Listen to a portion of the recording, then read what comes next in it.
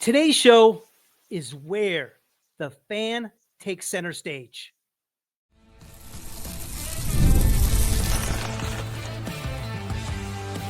You are Locked On A's, your daily Oakland A's podcast, part of the Locked On Podcast Network, your team every day.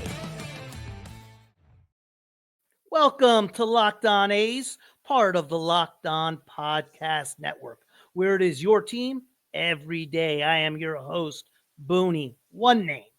Episodes will drop Monday through Friday at 6 a.m. That's Oakland time, Vegas time, and yes, Sacramento time. Whether you are on your way to work, driving back from work, or listening casually during the day, thank you for making Locked On A's your first listen of the day. I'm from the Bay Area, and I've been a die-hard A's fan since 1981. And I'm here to bring you a real fan's take, covering everything from Oakland to Sacramento to Las Vegas. This is the place for A's fans to get the latest game breakdowns, team news, and more. This is where the passion of the fans take center stage. We are free and available wherever you get your podcast, including YouTube. And please hit that subscribe button wherever you are following the show.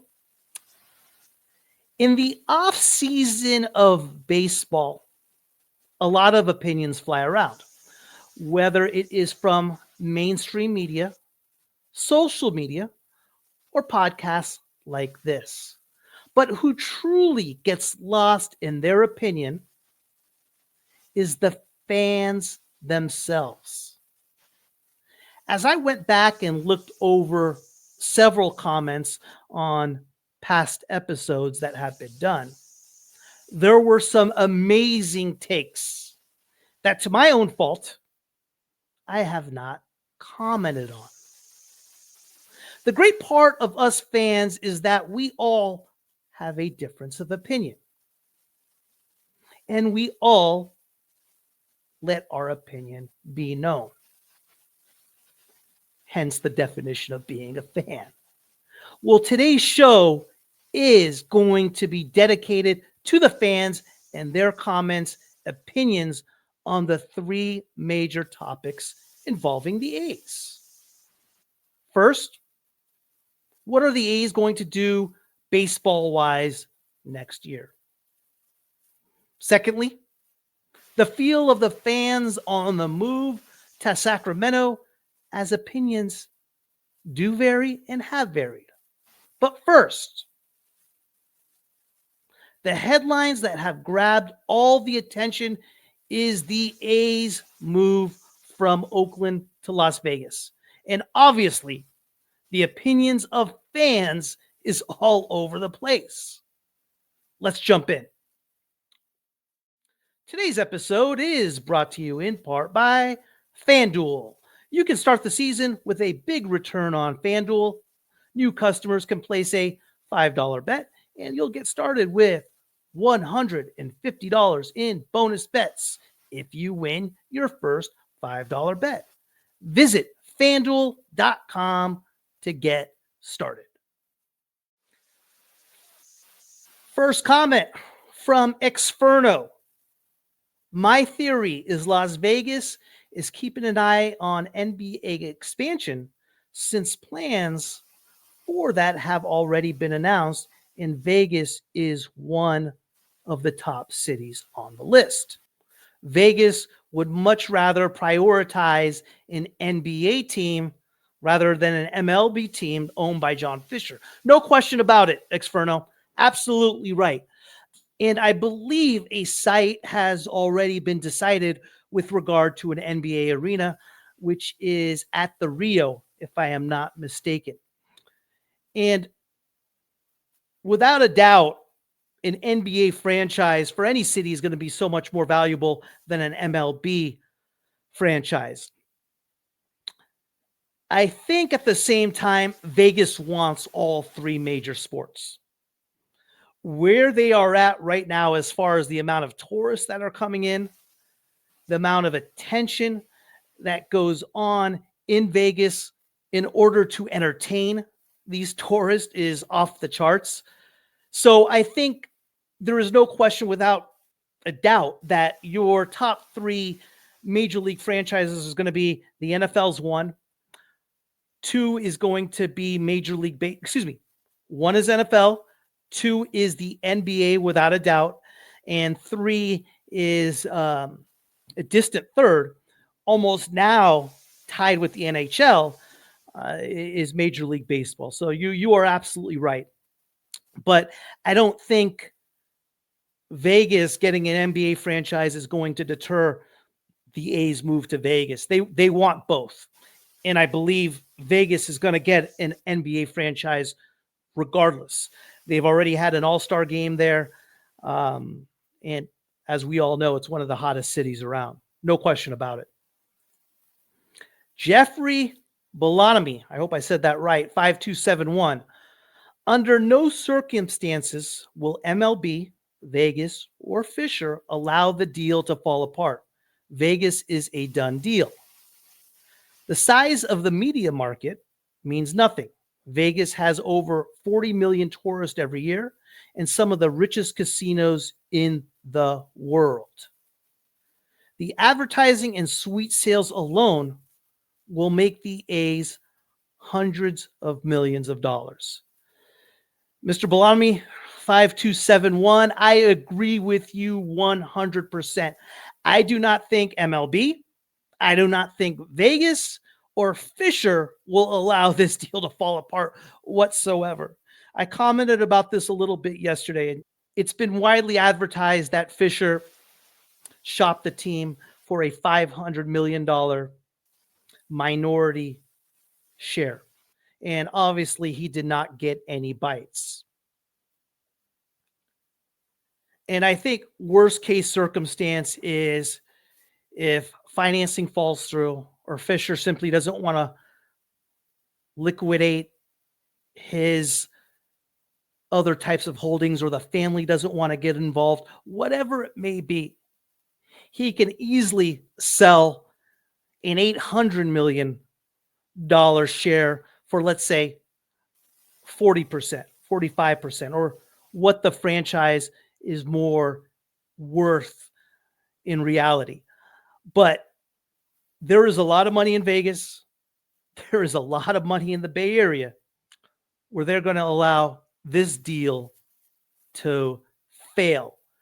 And on top of that, I agree with you 100% as well, that the amount of tourists coming in every year with the richest casinos in the world, the advertising, the sponsorship is going to make the A's hundreds of millions of dollars.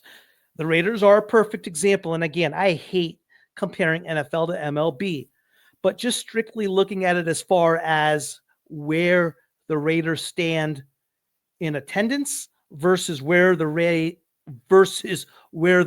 stand in revenue is night and day. I mean, they are at the top of the league in revenue and closer to the bottom of the league in attendance. So there is a lot of money to be made in Las Vegas, which has nothing to do with filling the stands with fans and or media markets. I couldn't agree with you more. Jeffrey Belami, 5271. I think you're right on this take, and I just can't see MLB or Vegas allowing this deal to fall apart.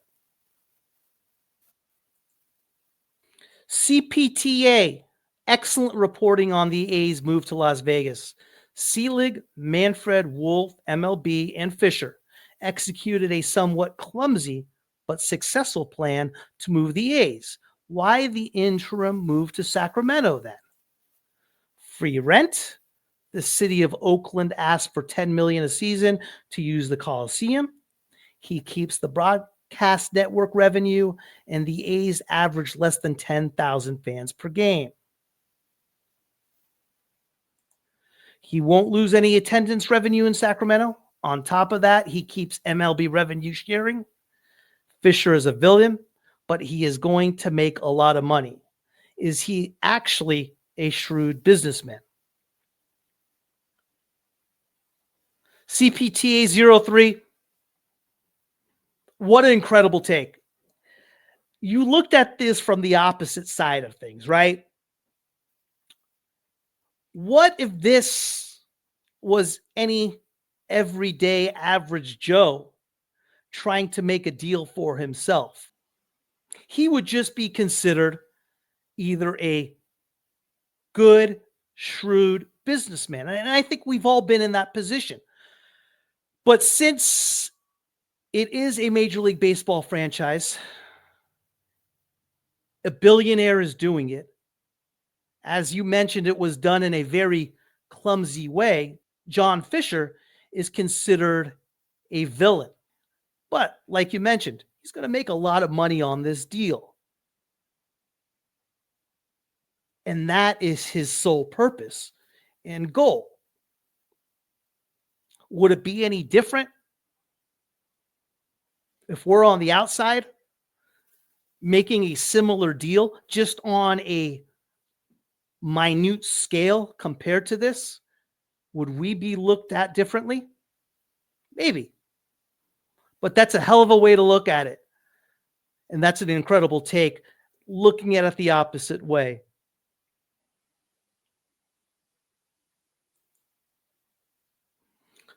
Up next, let's get the fans' take on the move to Sacramento and what the pressure gauge is in Sacramento right now with regard to the A's interim move. Up next. Today's episode is brought to you in part by FanDuel. When I personally look at a sports book, there are two things that are most important to me. Is it easy to deposit? And more importantly, is it easy to withdraw? FanDuel checks both boxes for me. Let's get ready to tackle the NFL action with FanDuel, America's #1 sports book. Because right now, new customers can bet $5, get $150 in bonus bets if you win. The FanDuel Sportsbook app gives you everything you need to place live bets on the NFL, all in one place. So when you get a hunch in the middle of the game, you can check out the latest stats, view live play-by-play, and so much more on the same page where you place your bets. Just visit FanDuel.com to join today. You'll get started with $150 in bonus bets if you win your first $5 bet. That's FanDuel.com.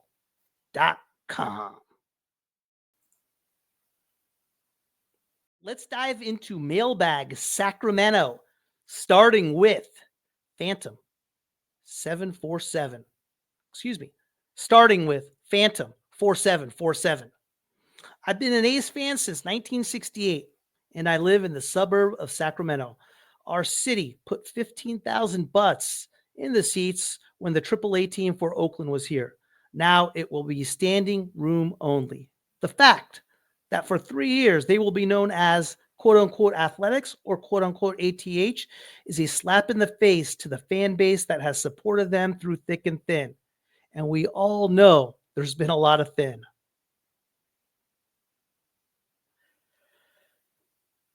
Yeah, Phantom, I agree with you.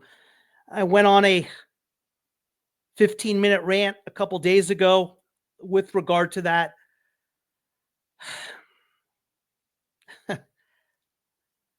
Yeah, I don't know what else more I can add to what I've said and what you have currently said in your comments. I agree with you 100%. There was no need for that. Tickets are going to be at a premium. It's going to be standing room only. You know, I don't know. I don't know why he did that, what the purpose was, but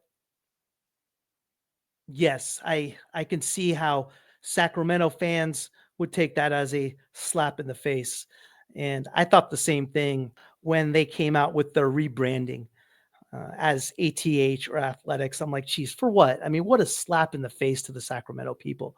There was simply Just no need for that. But I could go on and say the same things over and over for the next hour. Agree with you 100%. Ron Hyde, very enjoyable interview. Nice job, gentlemen. This was in comment to when Matt George came on the show. Ron, thank you, man. I mean, you get a professional like Matt George, who is from Sacramento, understands the fan base, has been to Sutter Health. He gets it. He understands the temperature. He is an A's fan. He gets it from both sides. And he made it easy. He explained exactly what game day would look like, what traffic is going to look like. He said the fans are going to pack it in. But he also had a hell of a take, too. He thinks it's going to be a majority of MLB fans rather than A's fans. And I think there's going to be both, but I think he's right on with that. Sacramento is just a great sports town. It really is. And a great fan base as well. And like I have said in previous episodes, if the A's were going to make a permanent move anywhere, I would like it to be in Sacramento. Chad Morris. Tickets to Game 1 of the World Series were cheaper than opening day against the Cubs. $1,300 for Game 1 World Series tickets, $1,600 for A's versus Cubs in a minor league park. Yeah. And that's the problem with the low capacity. I mean, it's just simple supply and demand. Less seats you have, the more valuable a ticket becomes. Hence, prices rise. I don't think Fisher is driving that market. I think the consumer is going to be driving the secondary market like it's always has. What Fisher charged or what the A's charge as far as face value, I'm sure is going to be higher, but the secondary market is going to be driven by the consumer, by what the market's dictating. And sure, when you have a minor league park that's going to have Major League Baseball regular season games there, it does create more of an intimate feel that you wouldn't get at a Major League park. Hence, tickets are going to go up. But yeah, that's ridiculous. And let's see if people are willing to pay it. I mean, it's early. And a lot of times it's just testing the water, seeing it, and fans are putting tickets out there, seeing if they can get that price. We'll see what happens. It's Steve. This was perfect. It's about time someone from Sacramento was interviewed and the feelings and thoughts were shared. I live in Sacramento and I am a lifelong fan of the A's. I have been to one game a month for the past 22 years. There is a huge fan base here in Sacramento, and we will come out and fill the seats, although Fisher raised the prices. We would love the A's to be permanent here. It would make so much more sense than relocating to Vegas. Fans who live in Oakland and the rest of the Bay Area can still make the game. I truly hope Ronnie Dive does buy the A's from Fisher. Please, Booney, get more Sacramento fans, residents, media on here so the message and hope are spread. It's Steve. Yes, I agree with you. Again, this is a comment drawn from the interview with Matt George, who, again, a pro, was spot on in his take. And like I've said before, I want the A's to have a permanent move in Sacramento. No question. And would love to see Ronnie Dive purchase the A's. That's my dream world. And that's no knock on Vegas. I commented on this yesterday. Vegas is an incredible city, and whatever sports franchise there is going to get support and is going to make a lot of money. But Vegas just got the Raiders, which were Oakland's team. And a city like Vegas deserves a franchise. They deserve a team of their own like they have with the Golden Knights. The Vegas Raiders will never have the same feel as the UNLV running Rebels did when Jerry Tarkanian was walking the sidelines, or as the Vegas Golden Knights currently do, because the Vegas Raiders really don't belong to Vegas. They are a team that relocated, and that's what's gonna happen with the A's. And I'd much rather see Vegas get an expansion team, no question.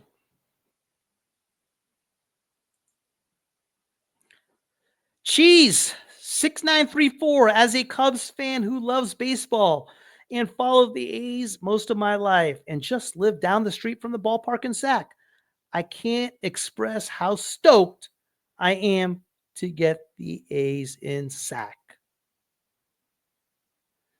Cheese 6934, you are a perfect example of why I love the Sacramento fan base. And I mentioned it yesterday. I lived in Roseville for a year and a half, had season tickets to the Sacramento Kings when they were at the old Arco Arena. It was the first year of Jason Williams and Chris Webber. They got to the first round of the NBA playoffs, lost in 5 to the Utah Jazz in that 50-game shortened season where they had the lockout and then played and then came back and played the season. There's been 2 sports experiences for me that have been just different. One was the We Believe years with the Golden State Warriors. Don Nelson when they are the 8th seed and knocked off the Mavericks, who are the 1 seed, and the Sacramento Kings playoff run in that strike shortened season was up there as well. But yeah, I can imagine. It's a great place to watch a game. It's a great place to be a fan. No question. Let's get to a little bit of a mailbag baseball. My man, Thomas Joseph, 3488, with the coolest logo ever, the Expos, in his profile. Without being trite, this offseason is fascinating. It's especially so now that the Rays situation is clarified for 2025. 2 MLB teams in a minor league park for the entire season. Both teams are significantly unsettled, though, wild times. You know, Mr. Joseph, yeah, I didn't look at it from this perspective. You're right. This offseason, for any sports fan, for any sports franchise, is unprecedented. No question about it. Who goes through this? And yes, with the A's move from Oakland to Vegas, catching so much headlines, going to Sacramento next year, playing in a minor league ballpark, Tampa Bay going through their situation and playing in a minor league ballpark next year. Yes, 100%. Great take. Wild times. This is unique. And I didn't look at it in the fact as it being fascinating. But you are right. It is unprecedented. Chances are this type of offseason will never happen again. And it's definitely unique and different. No question. At Utah 0011, I feel Mark Ellis got robbed too many times of Gold Glove awards. This was in response to the episode I put out regarding what A's have been overlooked or robbed from postseason awards. You know what, Utah? I always thought of Mark Ellis as a very solid, dependable second baseman, a very solid bat, someone you could depend on. I did not look at him as a Gold Glover until you just mentioned it and I looked it up. And you are 100% right. Mark Ellis has had a defensive wins above replacement in the top 10 in all of Major League Baseball 3 times in his career: 2003, 2006, and 2008. And as far as being robbed from getting a Gold Glove, you are 1,000% correct.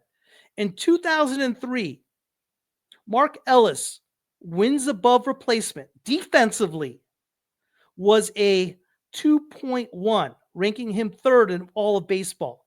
That year, Brent Boone, I believe with the Seattle Mariners, got the AL Gold Glove. You know what his wins above replacement was on the defensive side? 0.1. Ellis robbed. 2006 wins above replacement, 1.9, eighth in all of baseball. The individual who got the Gold Glove, Mark Grzelcyk. I believe he was with the Kansas City Royals, a former Expo, Mr. Joseph. He was at 1.9 as well. So I wouldn't say robbed, but yeah, he was right there. 2008, Mark Ellis wins above replacement, 2.8. Top 10. Second baseman who got the Gold Glove that year was Dustin Pedroia, 1.9. Robbed. And I'm sure there are many more years where he got robbed as well as a Gold Glove winner. I didn't look at it that way. You're 100% right. I think Mark Ellis, for as reliable as he was, just simply got overlooked the way I'm overlooking him. Great take. My man, Mr. Peters, talking about Tyler Soderstrom and Nick Kurtz in response to the episode I did as far as should we look into maybe trading one of them. Both bats will be elite. First base, third base is a position profile. Moving Sodi to third, it will optimize A's defensive alignments and give more lineup options. A's will also be able to leverage Sodi, Kurtz, Langoliers, Rooker, Butler, Geloff in the same lineup. Both players are pre-arb. We're going to want the bats, especially as they mature. We're going to want the production for when the A's trade an older Rooker. You're right. You're right. Absolutely right. Rooker is getting older. And I think before they go to Vegas, if that happens, you could see Rooker on the trading block, depending on what direction the A's franchise is going to do. Soderstrom wasn't anything special at first base this year. If not, he was a liability at times. And when we're talking about defensively, it's night and day between him and Kurtz. Question is Kurtz ready? Is he ready to be called up? Or is it still going to be another year in the minors? It's all going to depend on how, in my opinion, on how Kurtz does in spring training. If he lights it up in spring training, I think he's going to make the team. He crushed it in the Arizona Fall League. And if he has that type of spring, I think he'll be on the big club come opening day. That's my opinion. We'll see what happens.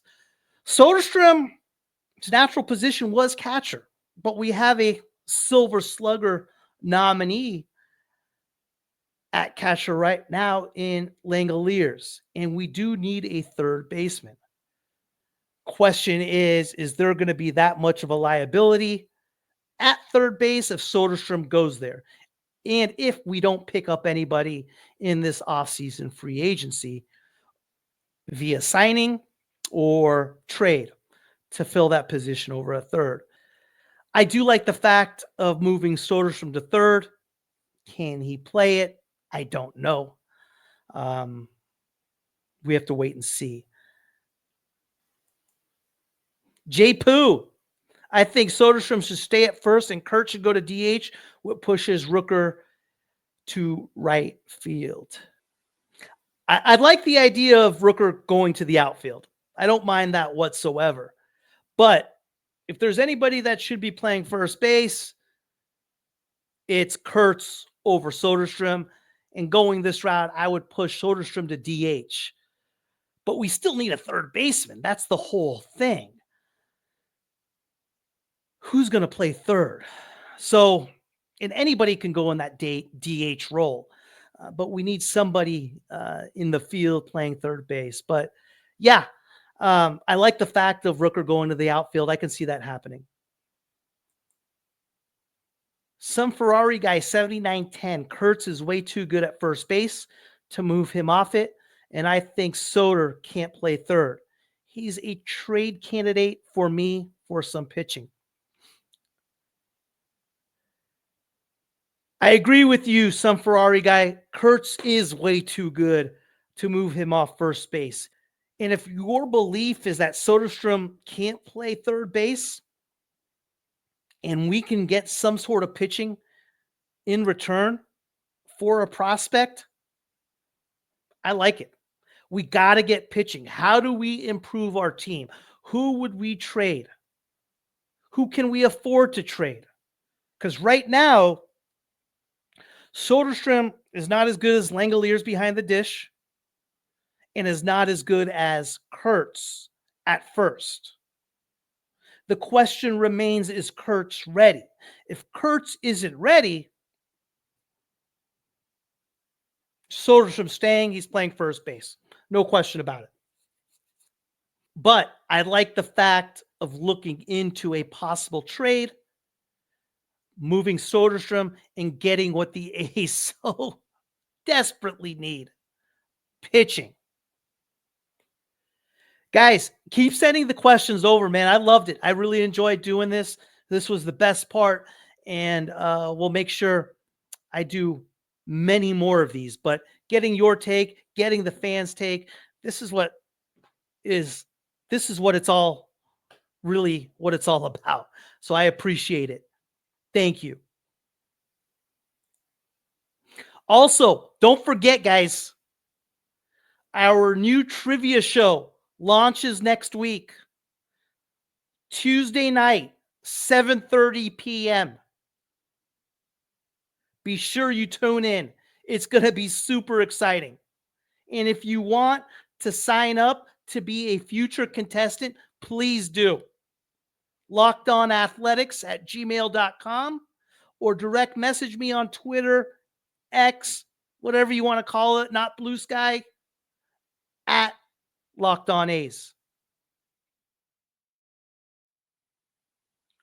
Thank you for making Locked On A's your first listen today. For your second listen, find Locked On MLB. Baseball guru Sully brings a daily blend of humor and baseball, keeping you updated on every rumor and story throughout the offseason. Find Locked On MLB on YouTube or wherever you listen to your podcast. I will see you tomorrow.